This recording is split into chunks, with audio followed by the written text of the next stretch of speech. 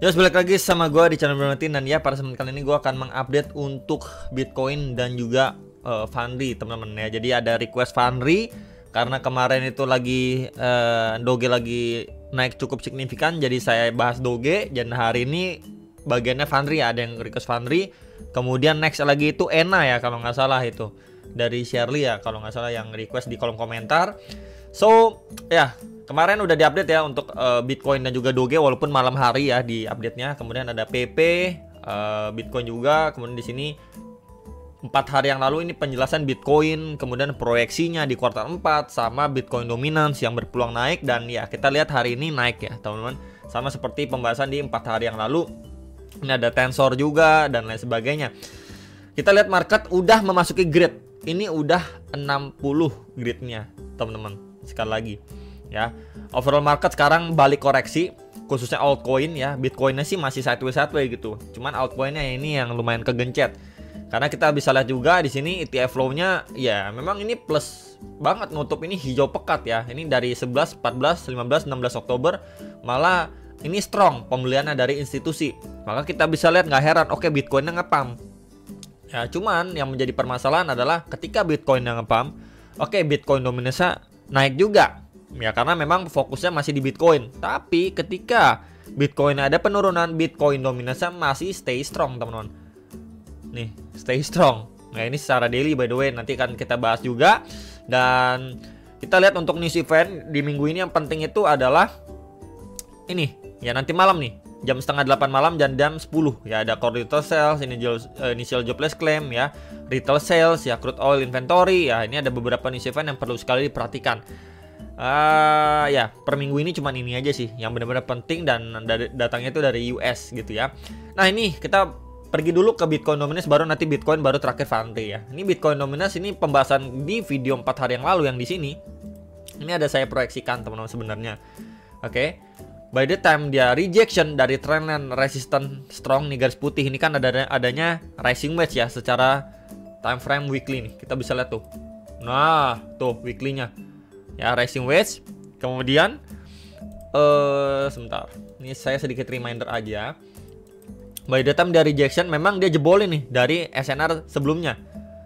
Tapi dia berhasil rebound, rejection di area supply ya. Nah, di sini retest jatuhnya nih. Kita bisa lihat rejection, retest SNR sebelumnya, naik lagi ya. Kemudian reject lagi dari supply, turunnya ini ada saya mention by the way, turunnya itu benar-benar bertahap secara daily nih. Ya, bearish candle-nya itu tipis banget. Sementara di sini adanya bullish engulfing ya. Kemudian di sini koreksinya tipis. Di situ ada confluence of golden ratio EMA 21, dan ini probabilitas untuk dia lanjut naik, bahkan setidaknya lah ya, testing ke area 58,4% ini di box orange. Dan memang achieve ya, dia naik di sini. Cuman di luar ekspektasi ya, dia naiknya tuh kekencengan malah. Ya, bahkan jebolin previous high-nya dia nih di atas 58,6% nih. Di atas ini malah dia break, teman-teman. So, ini kondisi yang nggak benar-benar bagus untuk altcoin-nya, sekali lagi ya, to be honest. Makanya kenapa Bitcoin-nya turun dikit, altcoin-nya tuh udah lebay banget turunnya gitu ya. Contoh Bitcoin-nya turun 1%, altcoin bisa turun 2, 3, 5% gitu. Bahkan ada yang 10%, itu lebay banget gitu kan turunnya. Jadi ya, ini kondisi yang nggak menguntungkan. Sekali lagi, ini udah deket sekali dengan trendline resistant. Di sini ada di 50 ya, 59% lah. Ya, ini di sini ada 59%. Nih, saya tandain deh dengan box putih ya, seperti biasa. Ada punya box ajaib, teman-teman, di 59%. Nah, ini menjadi area krusial yang akan ditesting sama Bitcoin dominance, teman-teman. Ya. Jadi apakah nanti kita lihat dia masih lanjut naik? Oke. Di sini cuman bikin tail candle aja, kemudian dia reject lagi baru turun.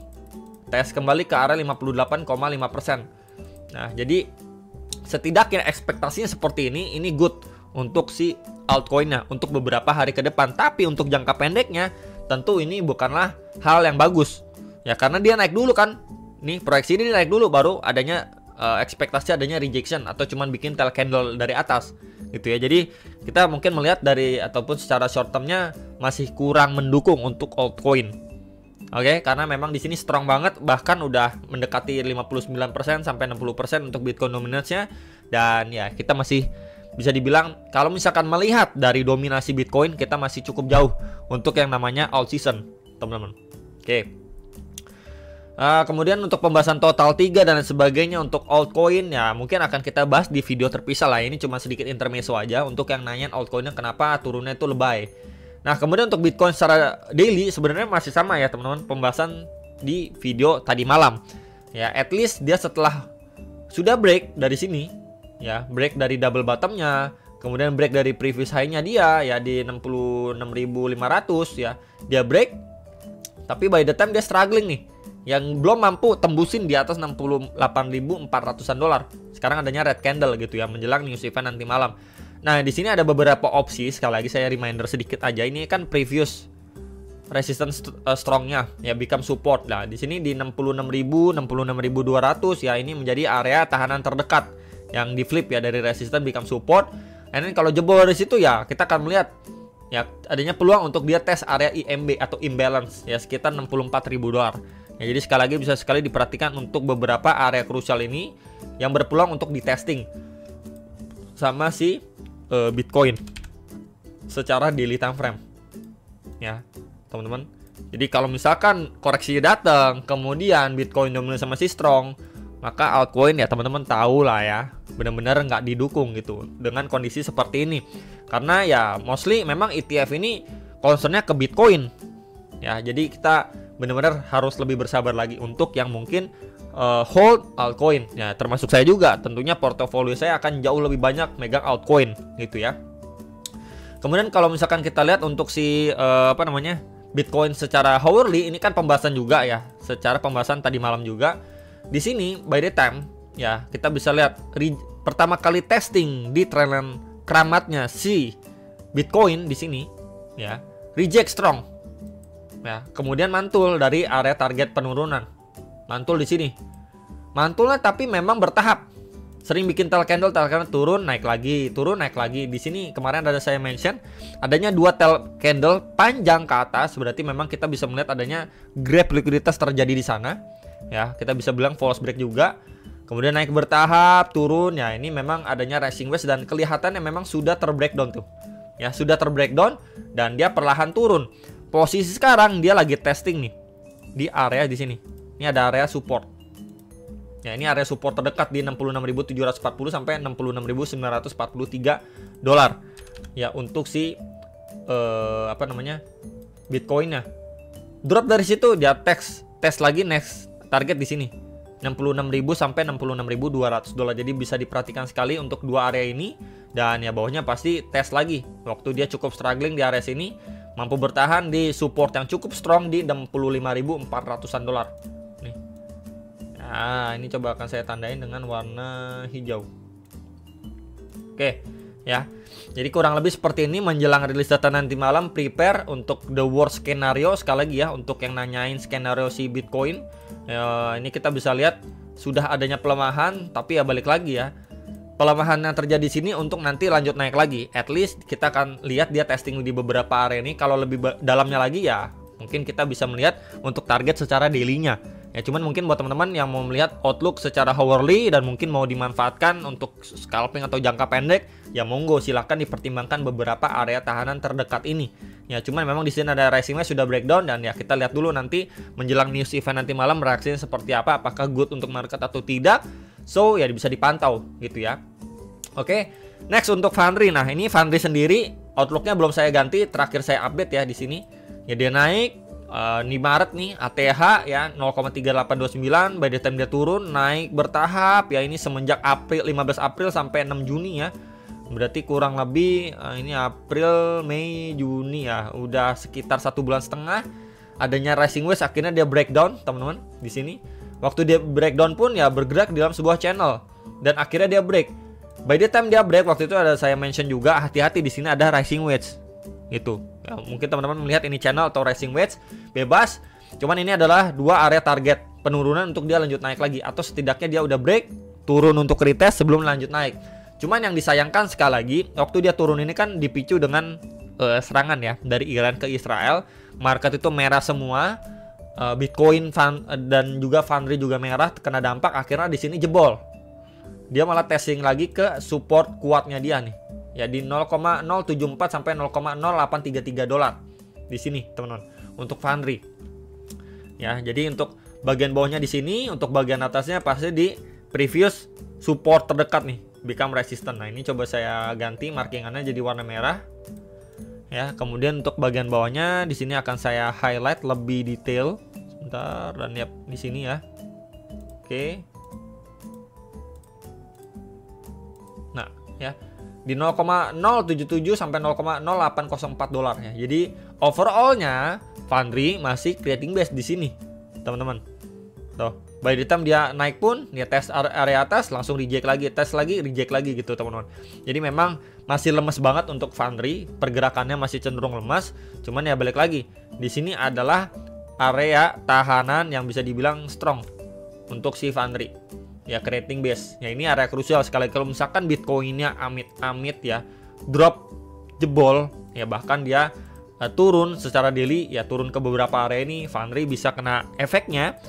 Ya, berarti info yang tidak sedap sekali lagi untuk si Foundry.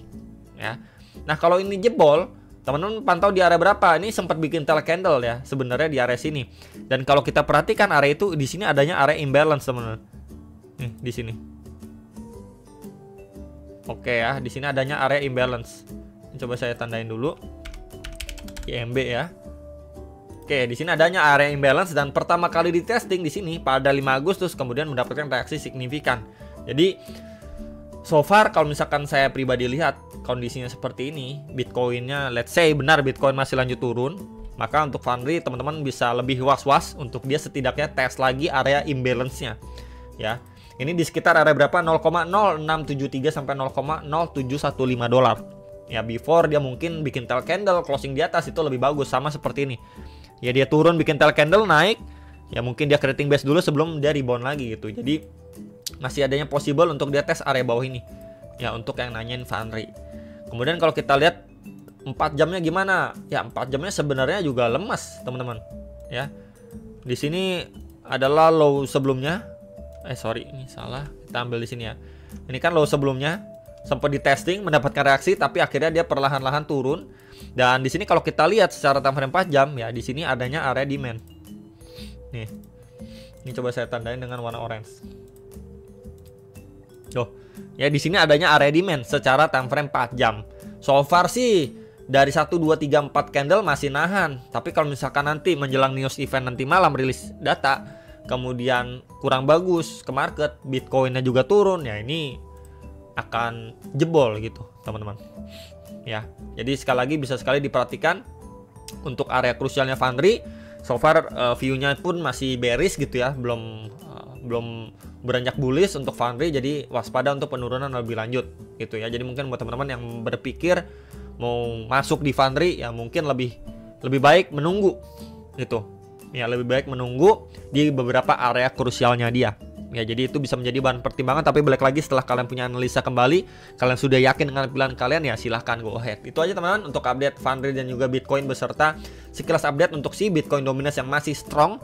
Tentu kita harus berjaga-jaga ya. Sampai jumpa untuk next video. Salam profit.